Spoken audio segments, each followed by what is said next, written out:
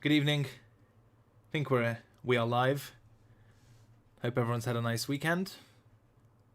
Audio video good. Thank you, Flary Reuter, the #1 feedback specialist among many in the live stream.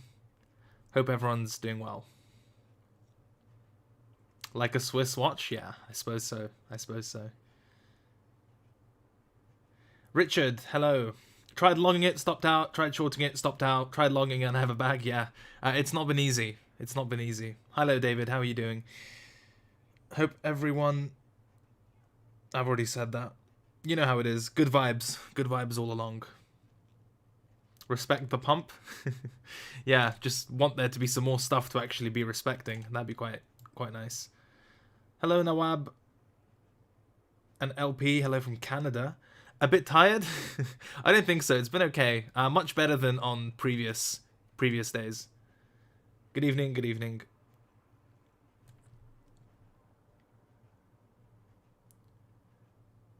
Hello, Enayat. Eric. Awesome. Okay, first things first, of course, thank you to the sponsor of Technical Roundup, which is Bybit, for supporting the show and making it possible. If you'd like to support us, as well as our sponsor, make sure to visit the links in the description below. There's something new going on almost every single week, so those promotions are usually pretty straightforward, so worth a glance in your browser. And if you haven't already, subscribe to the channel and do all that fun stuff. I'm sure you have, but, you know, part of the so-called YouTube script. Final note, and I say this every week, but Technical Roundup just gets better and better every week. There's always original content, be it from coins or just informational, educational articles. We talked about trading parabolas, we talked about how to trend trade, we talked about market cycles and all this kind of interesting stuff that doesn't really get coverage elsewhere, at least not to this extent. It's free as well, and it's just supposed to be readable cover to cover with no fluff or filler, so be sure to check that out as well. It's been on a very good roll recently, and it'd be a shame not to share it with you. So let's talk Bitcoin, let's talk ETH, let's talk ETH BTC, talk some altcoins as well, and kind of see what's going on. Maybe slow down the pace a little bit today, and answer some questions and requests if we've got time. But yeah. Dana says, trend trading great, what about range trading? Well, there's been no... This sounds, as funny as it sounds, for the most part, for the past couple of months, there have been very few instances in which range trading has been applicable. So that's like an interesting thing to note. But you can just kind of look at some of the older videos, even before we started trading, where we talk a lot about range trading and overthrow and all that fun stuff. Okay, so for Bitcoin, as before... Just doing our high time frame stuff without the levels first to kind of get a fresh understanding. There's nothing much to say on the monthly time frame. Again, we're quite far away from structure. And I'm not a huge fan of just arbitrarily using these candles unless it makes sense to, or they align with something else. So we'll just kind of keep an eye on that as it develops. Weekly time frame, kind of similar, given that if we're using historical reference points, there isn't much to go off unless price really retraces. The only thing on the weekly time frame that I think is reasonably worth your time in terms of marking out is, we have derived in the past quite good signals from inside day setups. So again, as a reminder, inside day is when the price action of one candle is contained within the price action of the preceding candle. In this case, you have an inside week following the weekly close yesterday. So you have this week here, this is its high, and this is its low, right? And then if you look at the next week of price action, the high and low of that week were contained within the high and low of the preceding week, right? So that makes this candle an inside week, because it's contained inside the candle before it. So one thing that's probably worth mapping out to get a sense of a weekly range, if these ranging conditions are to continue, is the inside week low, which kind of acts as your range low, and then your inside week high, which kind of acts as your range high. That's something, at least from a higher time frame perspective, that's probably worth keeping in mind. Now, in terms of trading this, The rules don't really change in terms of inside day setups as far as the timeframes go. Just things either move quicker or more slowly. But generally, given that the inside day assumes a range, right, the price action is within the candle previous, so it's supposed to denote kind of a lower volatility or some sort of range being intact. So normally you kind of treat it as a normal range. So for a bullish setup, you want to see sellers get trapped. Where a seller's going to get trapped, if the market's bullish, it's going to be at the range low, right? They sell the bottom, to use a colloquial or anecdotal version, whatever. So what that would look like is price coming in, trading through previous week's low, right? In this case, you would have longs getting stopped out and or new shorts entering the market as a kind of momentum continuation play or shorting the breakdown, so to speak. And then if price makes its way back up above that same previous week's low or inside week low, you know that at that point, those who sold or got stopped out below previous week's low, they are now on the wrong side of the market and feeling pressure. It's like your normal kind of range play, and your objective for that type of setup tends to be the other side of the range with an arguable sticking point kind of towards the middle, right? I suppose the simple version of that is if this is your range low, this is your support, whatever, it's the basic idea of, you know, the market coming in, breaking down below that level. So you have longs with their stops below the low getting stopped out, as well as new selling interest established during or on the breakdown. And then accordingly, if and when the market then doesn't always look this clean, obviously, this is just for demonstrative purposes. If and when the market then reclaims that level, suddenly these new sellers, I don't know what Scylla is, but those new sellers and or longs that have been stopped out realize that they are under pressure or trapped or whatever, and that usually ends up pushing the market to the other side.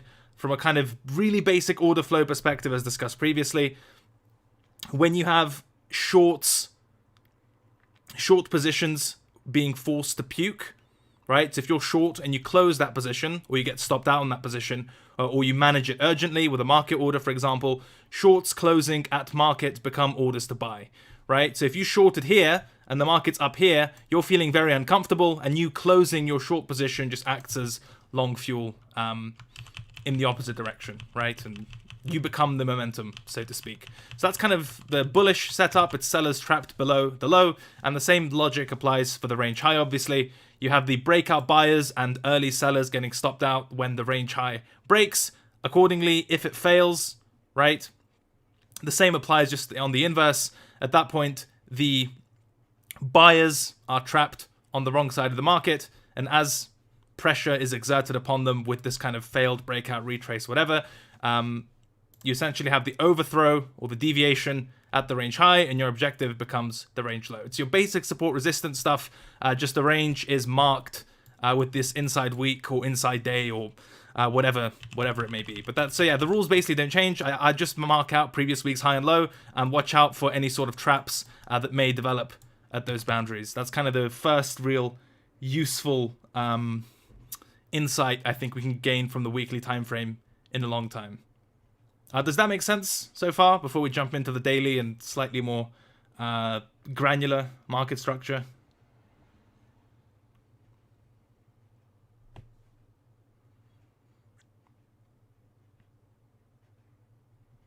Okay, cool. I'm going to trust that Sherif speaks for everyone. How can I contact you? I have send you a DM on Twitter, then I'll probably see it. I've got a video on order flow. It's not really on reading order flow per se, like sort of reading the tape or market footprint or whatever, but there's a really basic video on order flow on my channel. It's a bit dated, it's not perfect, but it's definitely good enough. So on the daily time frame, this is kind of where things get interesting.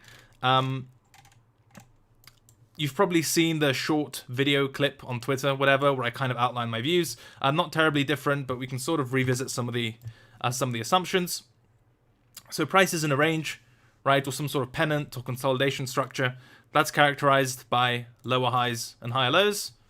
Okay, generally this kind of stuff, you have an impulse up, price moves sideways.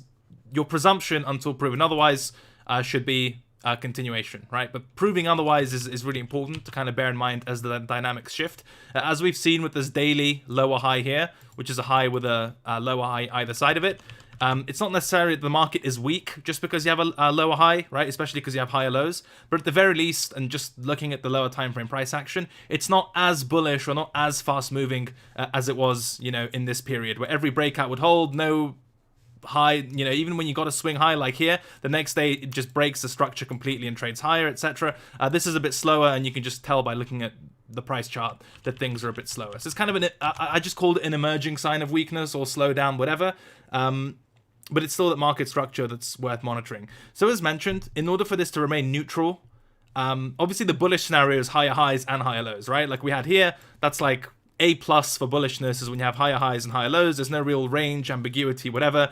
You have buyers getting aggressive and no one really selling the damn thing, right? Dips get bought up. If there are any, it just goes, the number go up, right? This is a bit different. The lower highs are fine as long as the higher lows are moving up with it as well. And that's kind of the first really important thing that I think is worth bearing in mind for this week. My personal view is I'm weary of some level of complacency when it comes to Bitcoin. And what I mean by that is essentially assuming that Bitcoin's going to range forever and that's just going to stay there and it's going to, it can only go sideways or up, sideways or up, sideways or up. So in those periods, we'll just punt altcoins, and then when the time comes, rotate back into Bitcoin, which can never go down, etc., etc. This isn't some empirical finding, but something I'm just generally cautious of, is this creeping idea that Bitcoin will just infallibly go up basically forever. And so you can be safe by trading altcoins for as long as you want, because, Bitcoin's just going to stay in a range which will break up eventually, right? Just something to be aware of. So in terms of lower highs and higher lows, obviously what would shift the market to the bullish side is if you get a higher high, right? That's pretty straightforward. If we take this last lower high around 38, 39k, we can say that the consolidation is broken or the range is most likely going to resolve to the bullish side if you get some sort of higher high structure, right? Pretty straightforward. Again, you've got lower highs. If that then makes a higher high, that's a kind of bullish shift in conditions, right? Great. But we need to apply the same consideration to the downside, obviously. What would be evidence of this range breaking down to the downside? Breaking down, will it be a lower low? Okay, so in this case, I think the lowest closes have been really good kind of guides for this sort of thing. So if we treat this as a low, because especially when you've got long wicks, I just find isolating the candle bodies just makes things a bit clearer. So you've got this lowest close, right, before this rally, and then you establish the new lowest close as a higher low, right? So if we count this red line as a low, high, higher low, lower high. That's kind of visualizing market structure right now. So if we're talking about the existing range, like right now, it's essentially, I'll put it in blue as well, just so we can kind of have a really distinct understanding of where the market's at least for me. You've got support or the range bottom at around 34k, this most recent higher lower level, and then you've got resistance / the range high at around 39k, which is the most recent lower high level. So it's a question of which one budges first and where do we get a market structure break within this range that will likely dictate how the larger pennant or consolidation breaks out. Okay? Now, in terms of, if you want to trade within this range, that's absolutely fine. My personal experience has been that intraday price action is really quite rough, unless you're really positioning closer to the extremes of the range, which have mostly been tests of support rather than tests of resistance. But even then, buying those dips hasn't been awfully rewarding in the last few days. You can kind of see that by just looking at these candles. Not a whole lot going on for those kind of intraday moves. Lots of retracements and some habits which don't necessarily inspire confidence. But this is still important. The blue lines we're within. So we've established a range, we've established market structure, we've established conditions under which kind of, I know this looks hilarious, but market structure shifts. It's basically which one of these range boundaries is going to go first. It's literally equal at the moment, right? You've got higher lows and lower highs, support being respected, resistance being respected. It's about as equal as it gets. So then the question is, if one of these boundaries breaks or fails, where do we look for continuation or reversal? On the bullish side, I think if we make a higher high through the last lower high, so kind of 39k or whatever thereabouts, I don't really see 40k as a resistance at that point. I think this market structure break, if it happens, we will probably see minimum adversity, like at the last swing high, and it'll probably just shoot through and set new highs at that point. I could be wrong, but for me, breaking out of the range, if it's going to break out of this consolidation, it's probably not going to stop like a mere $1,000 or $2,000 higher. That'll probably be a trend continuation type of break, so I don't expect resistance so close to market. That's something I generally pay attention to, like where is support, where's resistance. I've always found it weird. Like, let's say you've got resistance here and support here, and then the market's kind of moving, and then it starts to coil, right? And then it breaks the level, right? Here, and then you've got resistance like a little bit higher. And what you get a lot of people arguing is that, okay, well, yeah, we've broken out of the range high, but look out, there's like resistance or some sort of level above here. Well, unless the market's really bearish, it doesn't really make sense to get this macro range breakout for the move to come from that to only last for like 5% or $1,000, $2,000, whatever it may be, right? Normally, especially in a strong market, these range breakouts are pretty, they're indicative of trend continuation. This is like one example, right? This is like a meaningful range we had in Bitcoin. When that was broken, you can see it obviously meant something, right? So these range breaks mean something. It's really weird for me when people argue that, okay, this range break is significant, but there's resistance just a bit above it. Well, using your own logic, if this range break is so significant, then this resistance above it really shouldn't be doing that much. It's kind of like the 6K breakdown in Bitcoin when that was support. You had a lot of people arguing that, okay, 6K breaks down, but there's support at 5.7. It's like, okay, you're dealing with like a yearly level, the best support resistance level on the chart, and you're saying to me that if that level breaks, the most it will go is $300. It's kind of just disproportional, right? And so for me, if we make a higher high through 40K, arguing that the market's going to stop or find resistance at 40K is a bit kind of disproportional. There'll probably be a much more kind of trending move to come from that. Although, as always, with an FTA style of framework, I wouldn't ignore this. I just don't think it's necessarily the best barrier, okay? The downside one is a bit more interesting in terms of where's the market going to go if this range breaks down. I think a similar logic type of applies. If 40K is kind of weak resistance on a range break, I equally think it's reasonable to argue that 30 to 33K is weak support on a range break to the downside. First of all, it just makes sense in terms of symmetry. Like if I'm arguing that, range high breakout, the last high is weak resistance, it kind of makes sense to argue that if we get a range breakdown, that the last higher low or the last low is weak support, right? There's a kind of mirror effect or some sort of symmetry there that seems pretty intuitive. But the other point is just looking at this level, right? This 32, 33 thing. We need to kind of assess its track record, if you will. So we had a 30% essentially pullback into it. And so far, the most it could muster from this area is a lower high relative to the last high, right? So it's not like an amazing showing. So then the question becomes, if the market then breaks support, makes a lower low, so more bearish than it was when it retested in the first place, and comes back to this level, do I want to be bidding it, right? It just doesn't look too strong to me. Maybe, as I said in the video, I'd be comfortable, at least on lower time frame basis, punting the extreme of the level, right? So you see a lot of the price action developed at the upper boundary of the range, and we didn't get like any candle closes or anything kind of heavy going on at the range low. I could potentially see a case for doing business at the kind of do or die extreme at 32K. But my personal view is that if this range that we've got, and again, I'll do it in blue so we have an understanding, and I did see the difference between kind of support resistance and the current range, right? I'm just not comfortable arguing that if blue breaks and we get a daily lower high into a lower low, which would then confirm bearish market structure, I don't want to knife catch something like that, like the first real bearish shift since God knows when. I'm just not comfortable knife catching that so close to market. It would make me a bit of a hypocrite, right? Because I'd be arguing that, okay, breaking 34K is actually really bearish. You've got a lower high into a lower low. That's heavy. And then saying, well, time to buy 32K. Do you see what I mean? It just doesn't kind of add up. It's either really bearish, in which case I'm not buying the first support, or it's not bearish at all, in which case I am buying support. But my argument is if we make a lower low and break down from this range, that is pretty heavy. So I can't, in kind of good conscience, argue that this would be bearish, but let me buy the support immediately beneath it. Just like I'm not going to argue that if this breaks resistance, I'm going to sell the resistance immediately above it. Doesn't make any fucking sense. I think the break of this range is going to blow out whatever level is nearest to the market at that point, okay? Which of course begs the question, where is support So just like, you know, on the top side, where is resistance if this range high breaks out? In my opinion, you probably sniffle and stumble at 40k, but realistically, back to price discovery, right? So no real resistance apart from maybe some sort of Lego to step on at 40k. Applying the same test or using the same logic, if we make a lower low or break through, where does this land again? Like 34k, right? And make a lower low on the daily time frame. So you've got a lower high into a lower low. You know, what are the reasonable expectations for a move here? Well, in my opinion, not 32, 33k. Again, same type of maybe Lego effect, some sort of bounce or some sort of reaction. But realistically, I assume that would get overweighed.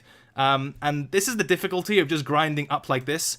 A rule that I tend to follow is support is formed horizontally, not kind of diagonally. So whenever you see price action that kind of goes like, hard to describe, that kind of goes like this maybe, or starts slanting upwards, this doesn't tend to be good support, right? The good support tends to be really basey, prolonged ranges and something horizontal rather than diagonal, right? So even if we kind of apply that basic heuristic to the left side of the chart, the closest bit of horizontalness, horizontality, whatever, just making up words now, that we had was this support which bounced. So if that fails, the question is, where's that next type of area? I mean, arguably this, right? But that's literally just one red daily candle. I've traded it before, and Lord knows I wouldn't trade it again. Maybe for some sort of bounce, etc., whatever. But I'd be hard pressed to call that a level.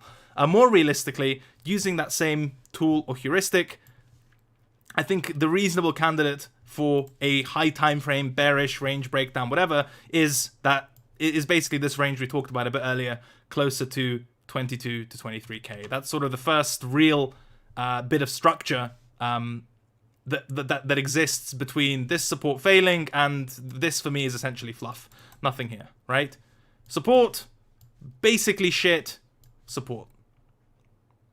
Okay, so let's recap quickly. Bitcoin, you've got lower highs and higher lows. Okay, so the question, which one's going to give way first, and where can we expect price to trade once one of them gives way? So the higher lows, to keep the bullish side, I think 34k needs to remain intact. If it doesn't, that sucks. For the range high side of things, it's this 39k level. If that breaks, that's when we get our continuation, right? These are the boundaries. Now, the breaks of those boundaries in terms of targets, higher high through here. I think you have a stumbling block at the all-time high, candle, whatever, but realistically, price discovery is likely. On the downside of things, again, because it's a range, we can apply similar logic. There's probably potentially some sort of Lego inconvenience bounce effect at 32, 33, but it's not a level that I think would be trend reversing at that point. So some difficulty here, but more realistically, a larger unwinding towards the next support at 23, 24k. This is your range. This is your range, your upside targets, the swing high, all-time high, your downside targets, potentially a bounce near the lows at 32k, but then more realistically, 23, 24.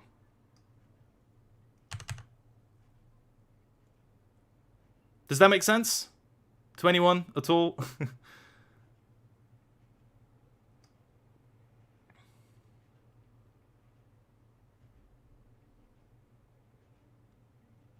Would Bitcoin breaking down to 23k support be huge for altcoins? I think it'd probably be bearish for altcoins.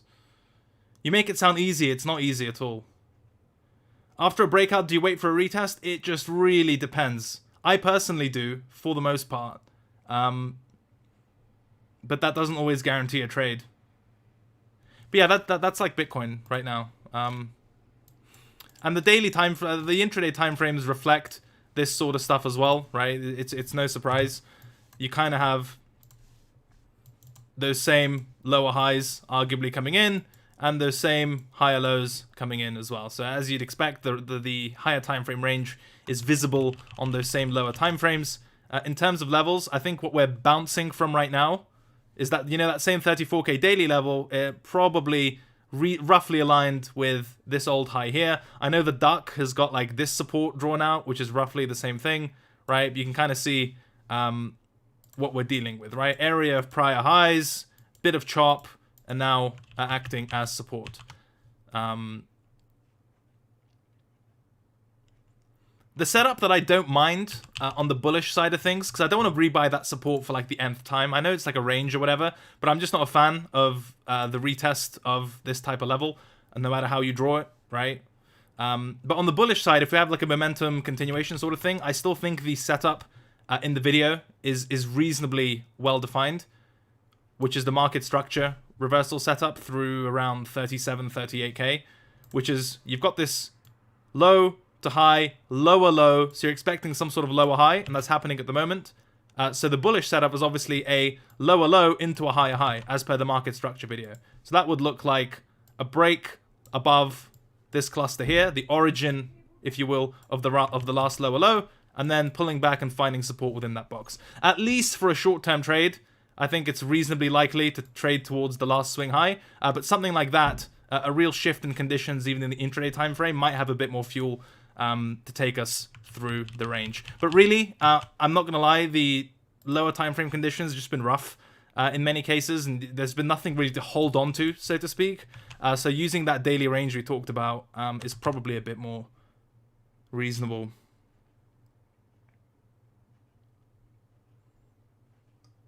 I don't use fib projections, Rui.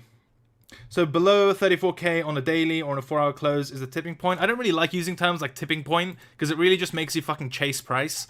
Even if you get a daily close below 34k, it still could retrace to like 35, 36 before resolving. I just think for the first time in a long time, the daily situation is worth monitoring and isn't as strong as before. And I'm not huge, as you know, I'm not a huge fan of just like broad brush trading advice as far as possible. I think it's just so personal based on one system, etc., all that stuff. But at least from my personal experience, the one thing which has probably made as well as cost me the most trades to be successful, unsuccessful, whatever, is ignoring daily market structure. Or paying attention to daily market structure if I'm trading well. Like, all of my big mistakes that I can think of, either at turning points in the market or for trade management or whatever, have come from ignoring daily time frame market structure. Or at least, like, there's a crazy correlation between taking really good trades or fucking up trades, whatever, and the attention I pay to daily market structure. So when I start seeing stuff like this, instead of just going straight up into a lower high and a range developing and all that sort of stuff, I start paying attention, right? Is volume important here? Probably, just not for me. Flow Trader says, when you TA on a daily chart, what time frame do you execute trades on? Usually on the hourly. But it really depends. I'm not a candle close trader for the most part, so sometimes it's lower time frame stuff as well. It's not that kind of systematic. What do you think about a fat wick into 19k area with a close back and 23k support? I don't know. I'm not a huge fan of making those sorts of projections. It probably, I mean, you have to analyze it on the as it develops down there. If you're saying 23k to 19, right?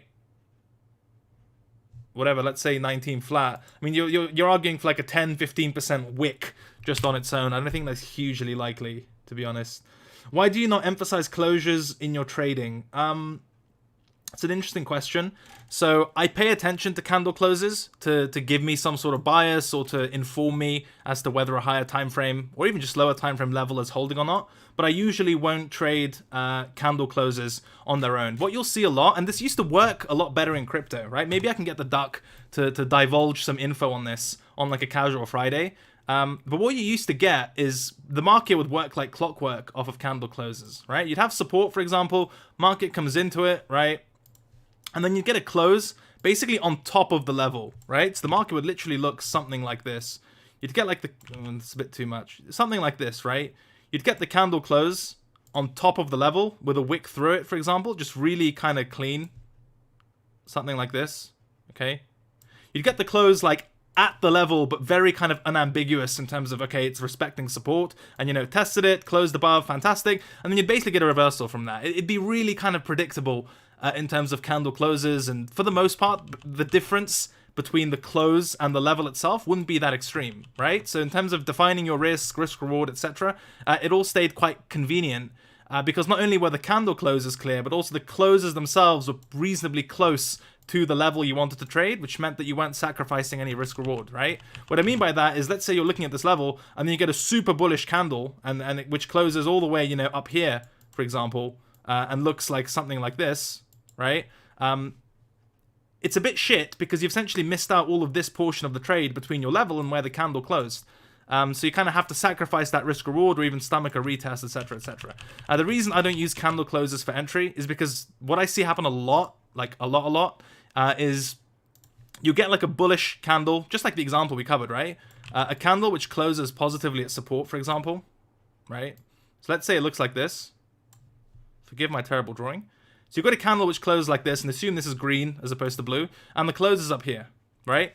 So what you'll still get in this market a lot of the time is you'll have candle close traders, which is fine, right? Looking up the hourly, 4-hour, daily, like all these big time frames, a lot of trading systems, algos, whatever, are also built on these sorts of time frames. And when you get that candle close, you just have a lot of participation on the close, right?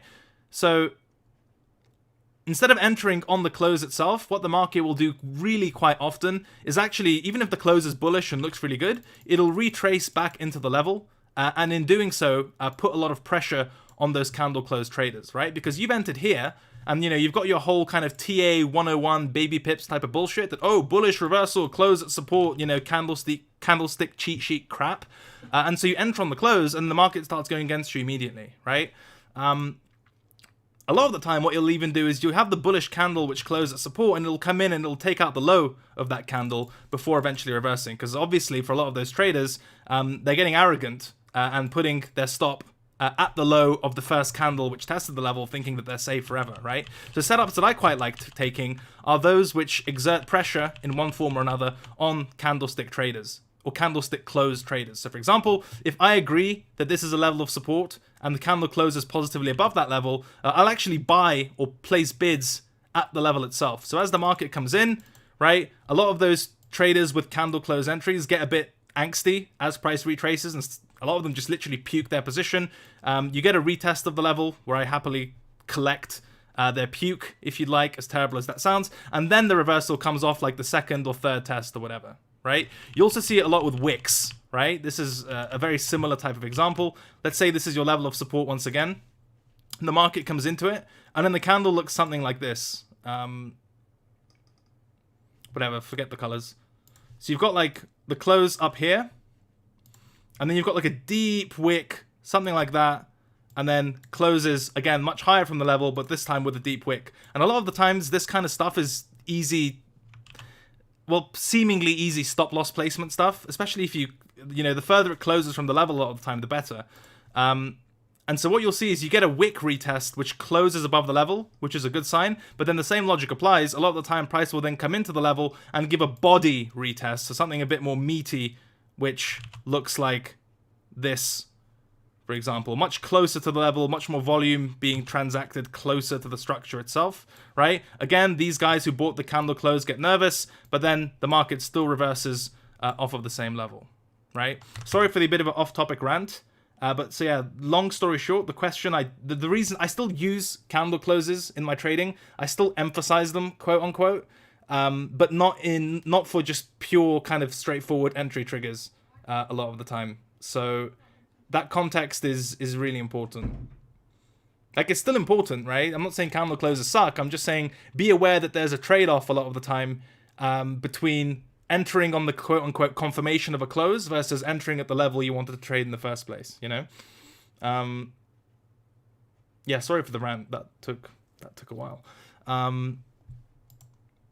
Yeah, okay, that's kind of all I've got for now for Bitcoin. So another thing in the title is Ethereum all-time high trade. I'm sure a lot of you have noticed the encroaching narrative. Not even encroaching narrative. There's like a basic, almost like a consensus trade that ETH is going to all-time high, right? So I think we're seeing a lot of behavior, as I've covered previously, that we've seen in Bitcoin, where you have that idea that all-time high is going to be breached, but there's an understandable worry that if the all-time high gets breached, that's going to go really quickly, and there's not going to be a trade to catch that early expansion, momentum continuation, whatever. So accordingly, people are positioning long into or ahead of the all-time high because they're afraid that once it breaks, it won't just kind of pull back and give them something. It'll literally go in a straight line, right? And we had something similar with Bitcoin. I've made this analogy a million times, but I think it's really valid and applicable to Ethereum, whereby you have the highest close. I know it's slightly different time frames. I think the same applies, monthly, weekly, whatever. Like, this is a perfect example, right? Like, when price is in this area, there's an understanding or some sort of consensus trade, if you will, that Bitcoin's going to break all-time high, and when it does so, the chances of getting a pullback are slim to none, right? Or at the very least, it's not something to rely on. So what people do instead is they try to long into all-time high, assuming that it'll eventually roll over, and they just need to kind of stomach the chop until it does. But as you can see, the last real kind of tricky period of trading, excluding arguably last week, was at this all-time high resistance, where a lot of those early traders at the all-time high got punished. Like, we'd hit it, spike it slightly, and then reject, all that type of stuff. That's really where the stickiness or the trouble area was, right? So I think a similar kind of argument is emerging on ETH monthly, whereby you've got the all-time highest close here. This is kind of the level or the area in which we've been chopping around a little bit. And I think the reason for a lot of this chop is similar to what we had in Bitcoin, where there's just a lot of positioning into the all-time high, kind of through the all-time high continuation trade, and it just gets a bit tricky at the final barrier before that trade is actualized, right?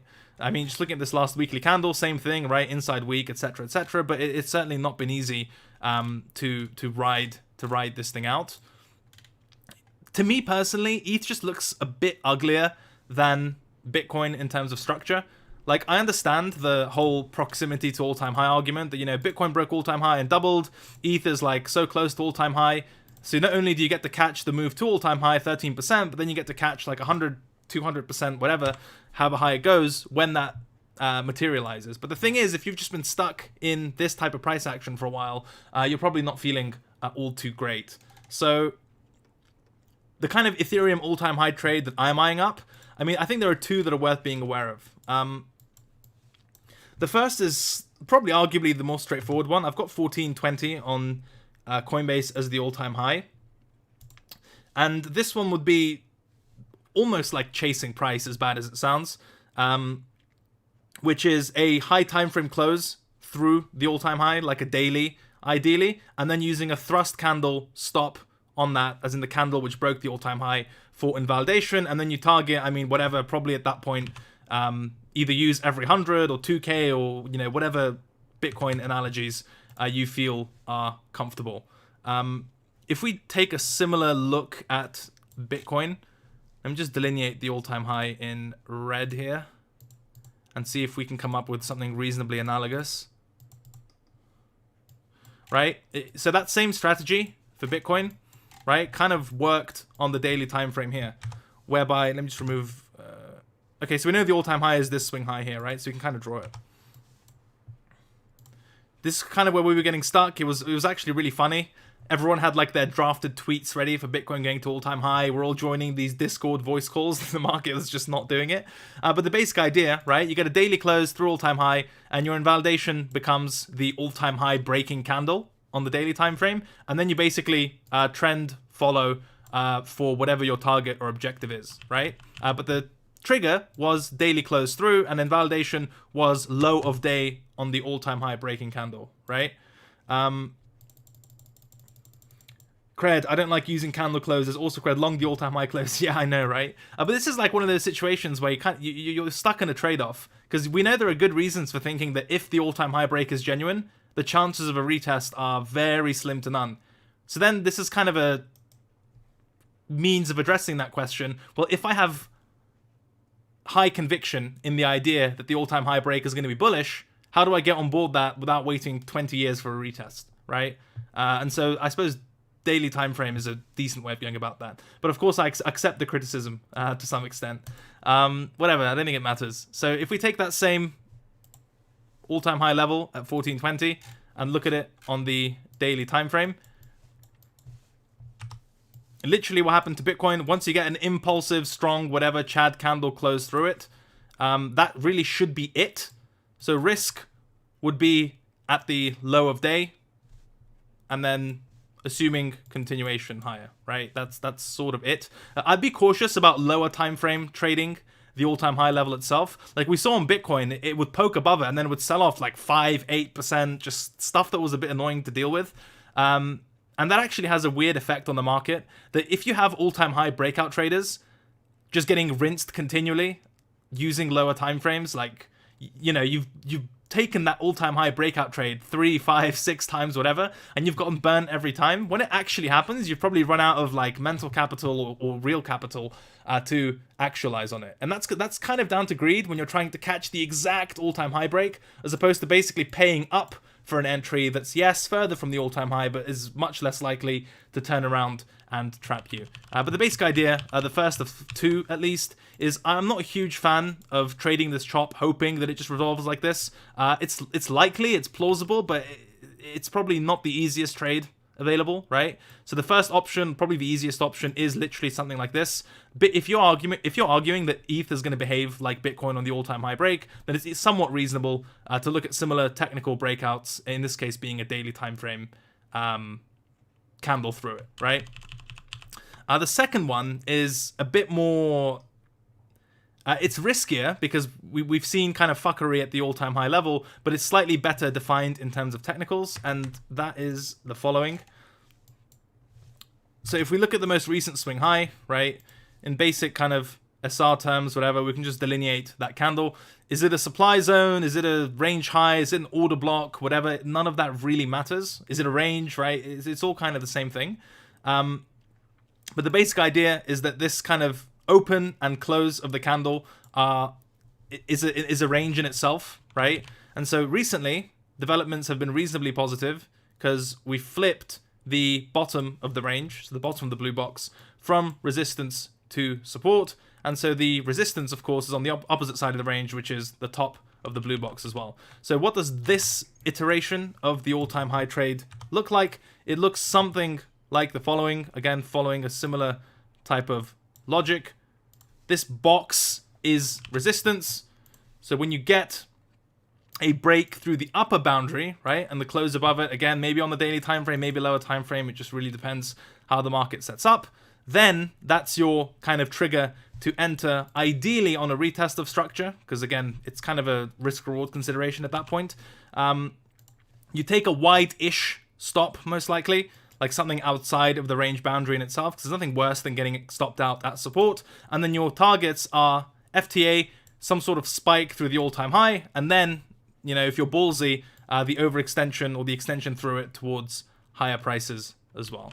Okay? So I suppose my take on ETH is that this price action sucks, and I think everyone's gunning for the same trade, which is the all-time high break, but I think there are good and bad ways to go about it. I think the not so easy, or at least easier and harder ways to go around it or go about it. I think the current thing of just holding through this chop and praying it breaks up, knowing that there might be difficulty here or at the top of the range, etc., is not ideal. At least not what I think makes for a strong trade. So I would rather either use that daily strategy as we had here, right? Like Bitcoin-esque, close above the level, and then it can do whatever it wants, right? Bitcoin just literally skyrocketed, didn't come back, retest anything. And the good thing is, you get a risk-defined setup in the form of the low of the candle, which broke the all-time high. So that's setup number one, right? Literally this, as simple as some of the best trades are the simplest trades, right? So whatever, I wouldn't ostracize it just for that reason. And setup number two is, if we treat this as a range high, it's your kind of bread and butter range high breakout, and in brackets retest, because it's never guaranteed, right? But some sort of range high breakout retest, and invalidation would be below the lower boundary. Again, not on the precipice, like you wouldn't put it like $1 below that line. I mean, just in terms of structure, out of the way of the lower boundary, and then your objectives being all-time high, and then arguably higher as well. So that's setup number two.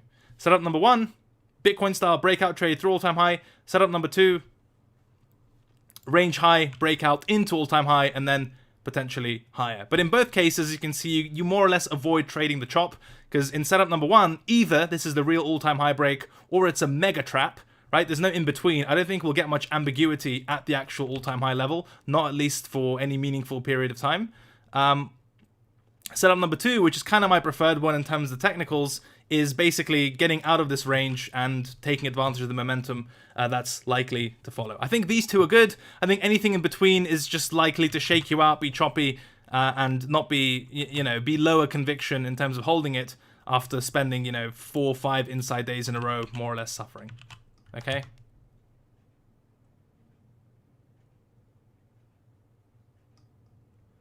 Does that make sense?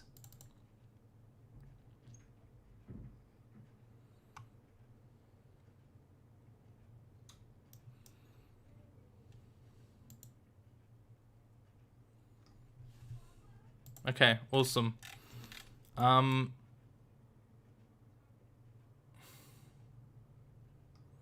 just seeing if I've missed anything on the intraday timeframes that will change my mind or radically alter something. No, not really. Not really. Yeah, that's pretty straightforward. ETH BTC. It looks good, right? It looks good. Why? Even if we forget all of our levels and go for the lowest hanging fruit, which isn't an insult, it's actually quite a good thing when it comes to TA, something like this, right? That looks like a breakout and retest, right? Even if you use this, whatever. Generally, it's kind of a shift in market structure as well, or a reclaim of this bottom side of the range. All of these things end up, all paths lead to Rome, a higher high or a breakout. So as long as this holds, or at the very least, as long as the thrust candle, which took us above this range high, so the low of whatever, 2 days ago, as long as this breakout remains intact, that's generally pretty positive.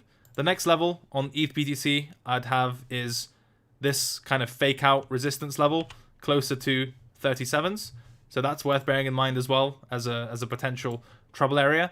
The thing is about ETH BTC is if ETH USD does one of those setups or does its all-time high breakout, obviously ETH BTC, I think, not obvious, nothing is obvious, but I think if ETH USD does its all-time high breakout, the ETH BTC will obviously outperform, right? That shouldn't come as a huge surprise. And beyond this kind of daily time frame technical stuff, I think the real breakout that I want to see in ETH BTC, without chasing some of the lower time frame stuff, is essentially through this range high here. Okay, you can see this has been capping us for a long time. This is like a 2018 level, right? Range high, top, and still resistance until proven otherwise. The good thing is, if that level breaks, even if you don't catch the break or enter at the best time, etc., you know that the window for Ethereum outperformance, should that happen, is going to be quite big, because you don't really have any structure until arguably, at that point, 0.05s, right? If we're using round numbers or whatever. 0.05 would be the next objective. And there's like a 50% move to capture should that occur. Because if we look at kind of the market right now with those two levels, which I think are probably the more or less the important ones, best ones, whatever you want to call them, with where the market is right now, you don't have a ton of space between... Oh, fuck off. Hold on. Like with where the market is right now, you don't have a ton of space between you are here and then this range high. So there's not too much on the table that's available, but you do have a shit ton of space between anywhere kind of range high breakout territory and then the next even remotely interesting level of resistance. And I like to establish swing trades or build a swing bias where there's a lot of space. So I'd rather do it above this, even if it's not perfect, than into this, right? And just generally, this thing's been choppy, right? Like lower time frame market structure, like more recently, has been moving up a little bit. But if you just consider this as a whole, it's just been a lot of sideways. So, that's also worth bearing in mind. In order to see continuation in this kind of Ethereum momentum, I think the level we discussed in the last technical roundup, Monday markets, whatever, has to hold, which it has, which is this one. This is like a really good, and we discussed it previously, bread and butter market structure thing. You've got a low, high, lower low into a higher high, right? And then that original high acts as support, which is cool. That's what we had here. So now this is your support. This is your resistance. And I think the best opportunity, I mean, this is technically a range, but the best opportunity with the most space and accordingly the largest window for outperformance is through the range high until the next level. So this bit is where I think the best move is to be captured. And I expect this to come to light if or when ETHUSD breaks its all-time high. Until such a time, you'll probably have to keep stomaching chop in the ETH BTC pair and in the ETH USD pair. So I think much nicer conditions are pretty close by, but not quite there yet, you know?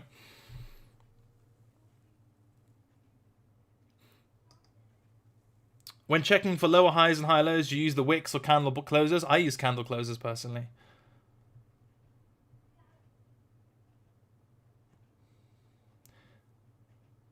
So MN Raju says, isn't ETH BTC looking stronger and pull ETH USD to all-time high? I think the opposite is true. I think the cash pair will primarily dictate how ETH BTC looks. But I don't think that causality, whatever, necessarily matters, you know? Double fake outs are rare, can be used with EBTC at 0.37. Yeah, I think that's valid, Paul. I think that's valid. I wouldn't have anything to argue against that. I don't think I think my only reservation is if BTC just can fake out because of what it is. It's less traded and more of a kind of almost index, you know, showing relative strength between Bitcoin and ETH. So the technicals aren't going to be 100%. But generally, to answer, Paul's essentially asking the following, if I've understood correctly. This is resistance. It's faked out above it once. If it goes back above the level, what are the chances that it's also a fake out and goes lower? I would say not very high. Not very high would be my answer.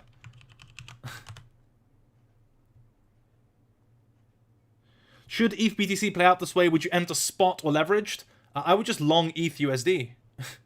Right? That's the point. You can trade ETH BTC on its own, but I think trading the actual underlying at that point, which would also be in price discovery, I assume, I think that's the better trade. The kind of all-time high break, momentum continuation, pile-on would be the better trade in those circumstances, rather than just punting ETH BTC on its own.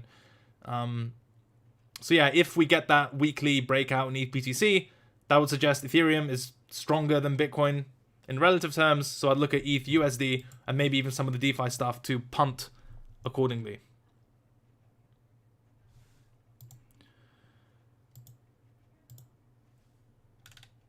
Yeah.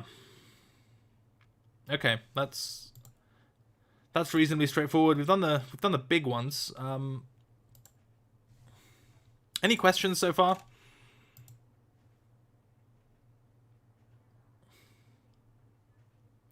When should you trade against USD instead of against BTC? Do you mean with altcoins or the type of futures you're trading, or what?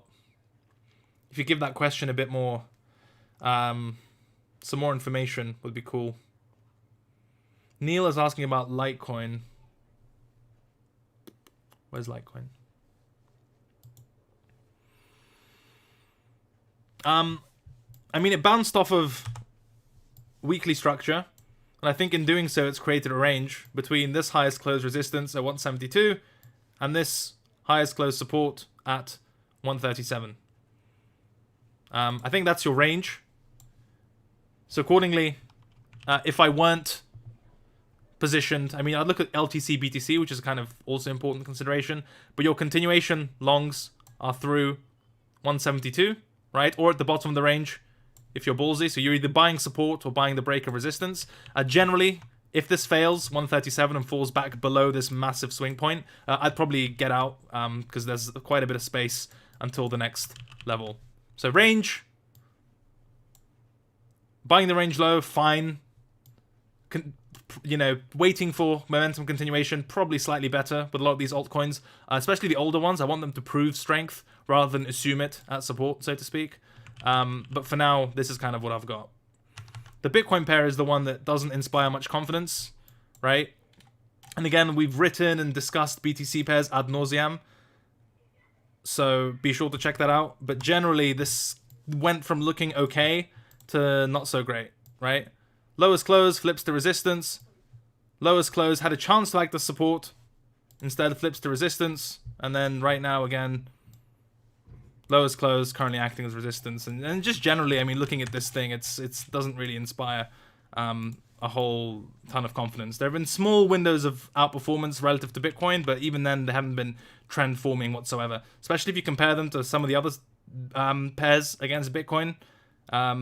It doesn't really seem hugely positive, right? Is there a reason why you aren't sharing your actual positions and profit loss of each day? Yes. Yes, there is a reason. Yeah, I agree about LTC, BTC price action. It's been really whatever. One other thing I want to talk about is, yeah, we'll talk about Link actually. We'll talk about Link, then we'll talk about Euro USD. So, Link BTC first.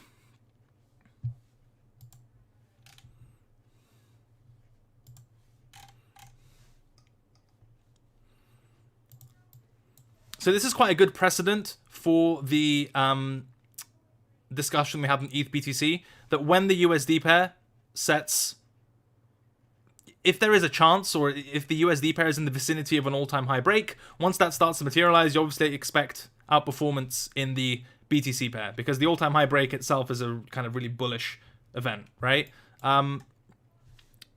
So the issue is the overall context is you've had a period of quite significant underperformance, right, relative to Bitcoin for weeks and weeks, and then you've had this first real bounce on the all-time high break.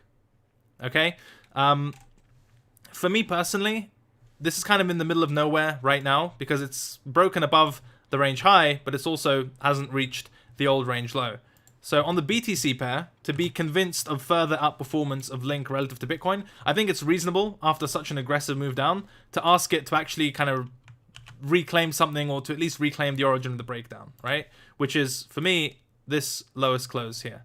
So the most recent leg down, you had support, multi-week support, and then failed. So I think if that gets reclaimed, right, this would be the first kind of break of previous support turned resistance, and then you have some sort of window for outperformance to the old range, and then probably towards the high as well, right? So that's kind of worth being aware. The reclaim of this range high here is good, but it hasn't left you much in terms of where the market is right now. Reclaiming old support would be a good sign, and would probably look at that point at the USD pair setting new all-time highs. For the USD pair, this is a tricky one, because you kind of got a retest of the all-time high, but you didn't. If you it depends how you define it, right? If you're using the actual all-time high, so the wick, right, the old all-time high here, then you've already had your retest event, right? Which was more or less here, and you've had the reaction off of it as well. If you want to be really aggressive and you have good reason for not chasing Link, but kind of positioning in this thing, what would probably be the play is delineating this cluster as your kind of support, and then having invalidation if you're really a tight ass on the thrust candle, or if you want to be a bit more conservative on the range breakout thrust candle, right? And then anything that pulls back close to either this cluster, the level, or basically any pullbacks, kind of optimize your risk reward. I do think this might be a bit tight. This is probably slightly better, but obviously you sacrifice some risk reward for that. That's the really aggressive version if you're using the wick as a kind of all-time high sort of thing. For me, I've got the I primarily kind of rely on candle bodies and stuff. So for me, I've got this weekly level closer to 18. So something a bit meaner, but something I could potentially punt, would be a bigger pullback, which would take out a lot of the tight stops that be established at the thrust candle, and wick into this weekly area and maybe some of these prior highs as well, and then treat that as the all-time high retest, closer to 18 or thereabouts, and then punt for price discovery. That's sort of my view on Link. So just to restate, broke all-time high, looks good. Aggressive setup would be to just delineate pretty much the last red daily candle, and buying it or as close as possible is your continuation entry, still reasonably close to support. Invalidation-wise, thrust candle, pretty greedy, but not the worst trade in the world. Probably slightly more reasonable daily thrust candle. Not my cup of tea, for me personally. I'd rather either miss this, right, as crazy as it sounds, fine, kind of go without me, or get my weekly retest, something a bit meaner, deeper pullback, and look to do business closer to 18 for some sort of continuation. Either way, I think no matter which aggressive variant you choose, what you don't want to see is price failing below the all-time high, regardless of whether you call it 18.8 or 19, whatever. Like if you look at gold, that's basically what happened. You had the all-time high break continuation, came back and failed, and that was the top for a while. If the all-time high break is a bullish event, it either doesn't go back there whatsoever, or if it goes back there, it's very quick and then springs like crazy. So any loss of that level is unacceptable, no matter how kind of bullish your setup is, so to speak.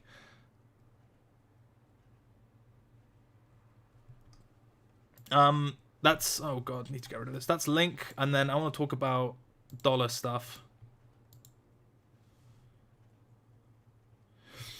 When alts are in the mix, how many of them are you typically in the given time? Just curious. It really depends. So I think something people forget is, with some recent exceptions, they tend to correlate pretty strongly with one another, right? Or between themselves. Especially if you're taking kind of a sectoral approach, like, you know, you've got a DeFi basket or you've got a dinosaur altcoin basket. They'll go up and go down together for the most part. Again, some will outperform relative to the basket, but in terms of direction, the correlations are still reasonably tight. So what you see a lot of people doing is they say, okay, I'm going to risk 2% per trade, you know, sensible, fine, whatever. And then they'll long like 15 altcoins and risk 2% on each altcoin.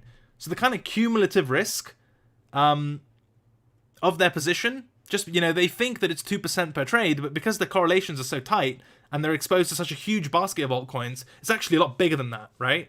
So if I'm punting altcoins, I would actually rather look at a basket first, like a DeFi one, and find one or two, and rather put more size into that one position, rather than spread myself thin and risk eating slippage and all that other shit on like 2, 5, 10 positions, you know?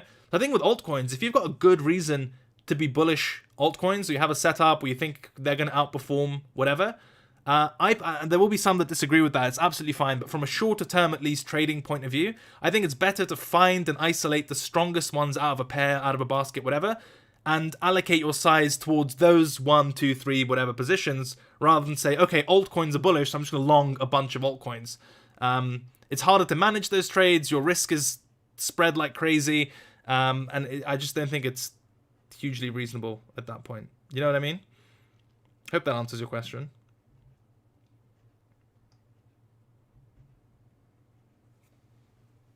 But yeah, if you want, with the all-time high sort of thing, what you want to see is literally what Bitcoin did, right? The all-time high gets smashed, and that's it. Absolute takeoff up only. That's pretty much the only acceptable set of circumstances around all-time high. So for ETH, if that were to happen, again, with some lower time frame exceptions, I know Bitcoin kind of chopped a little bit, like very minimally at that level, right? Did it even do that? I don't think it did. Oh yeah, I mean, look, this is kind of the closest, the most you got, right?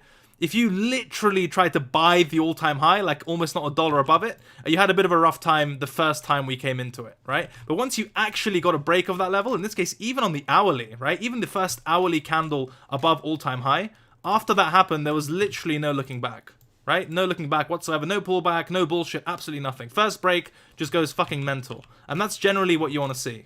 And it's, for me, it's the only acceptable set of circumstances as well, right? So for ETH, any kind of trading right at the all-time high or poking it, that type of stuff, you'll probably suffer a similar fate to a lot of the Bitcoin trades, just get chopped and not have a nice time. But when you get first real sign of impulsiveness through the level, I think that's when the clearer trade is available.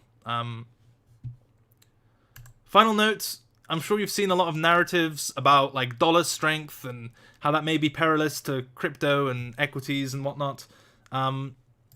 One thing to watch out for, and we wrote about this in Technical Roundup as well, is as you know, I'm sure, euro is inversely correlated with the dollar, and by that I mean the dollar index, which is just USD against a basket of other currencies. They're inversely correlated, right? So euro goes up, dollar goes down, dollar goes up, euro goes down, whatever. And I think for the first time in months, we've reached a reasonable sort of inflection point in euro USD. Right, which is, and this is kind of your boomer TA stuff works. You've got a previous high here and an area of prior lows as well. So if there's kind of anywhere where dollar strength is going to kick in, if these technicals mean anything, and they work decently well, especially the high time frame stuff, I wouldn't ignore it. I don't trade it actively myself, but you know, I've seen enough to suggest that there's some validity to it.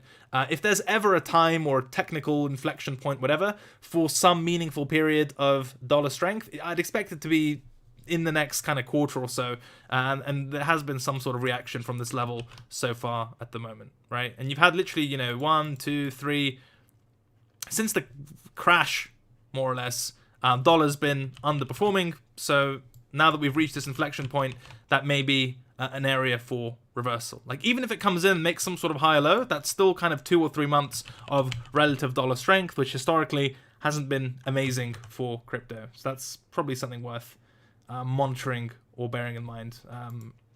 And this is a good example of that all-time high phenomenon, not the positive one that we've discussed at length. What you want to see is what we showed on Bitcoin and ETH. It breaks.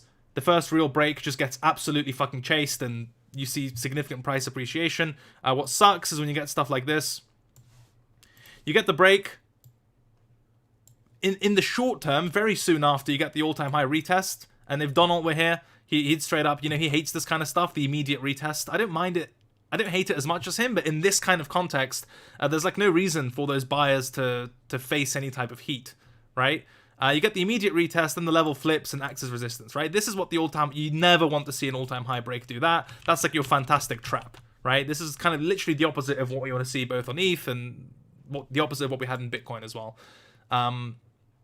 So those examples of higher and lower time frame price action in Bitcoin and ETH, as well as just seeing what gold looks like, is a pretty good way to set your bases in terms of trading through new highs, if that makes sense.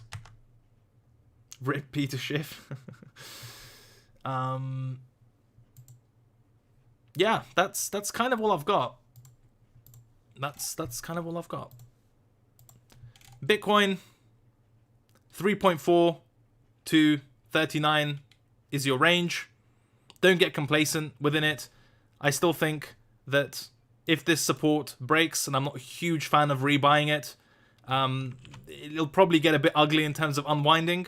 So, pay attention, if you will. But keep in mind, watch price as it develops, if you will. For ETH, I know there's a screaming to, all-time high type of consensus trade available. I get it. But what you don't want to do is lose all your money before that trade comes to reality. Accordingly, either trade at the all-time high, / through it, knowing what to expect, or if you're a bit more ambitious, treat the highest close as a range, and any strength through that with a wide enough stop will probably look good.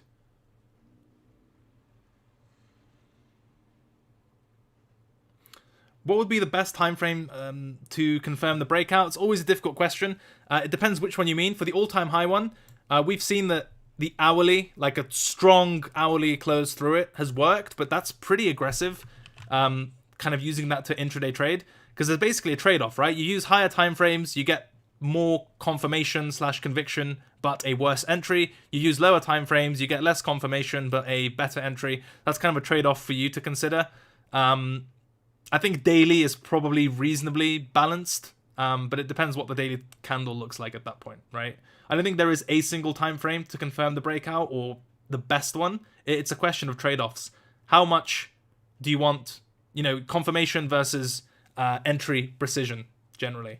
I'm leaning towards daily, but that could change as well.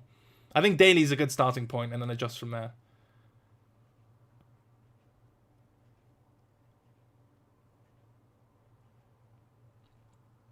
And I'll be sure next session to do more chart requests now that we've set the scene for the majors. Don't want to go on for too long and keep you for too long. So thank you for hanging out. If you have any questions, of course, leave them in the comments below. I'll try to get to you, or in the chat. As always, thank you to the show's sponsor, Bybit, for supporting the stream, making this possible in video format as well as newsletter format. That comes out tomorrow at this time, pretty much, 8 p.m. UTC. So anything new, exciting, important will be contained therein as well. As a final note, don't get complacent, right? The crypto just moves like crazy and you get caught with your pants down on either side of the market. So don't take any day or any move for granted either, because you'll feel really stupid. That's all I've got. Thank you for being here. Hope you learned something. If you did, make sure to smash the like button. Don't know why people say that. You could just click it, right? There's no kind of strength or force requirement for it to work, but let's use the trendy language all the kids are using. Take care, and I will see you on whenever. Bye-bye.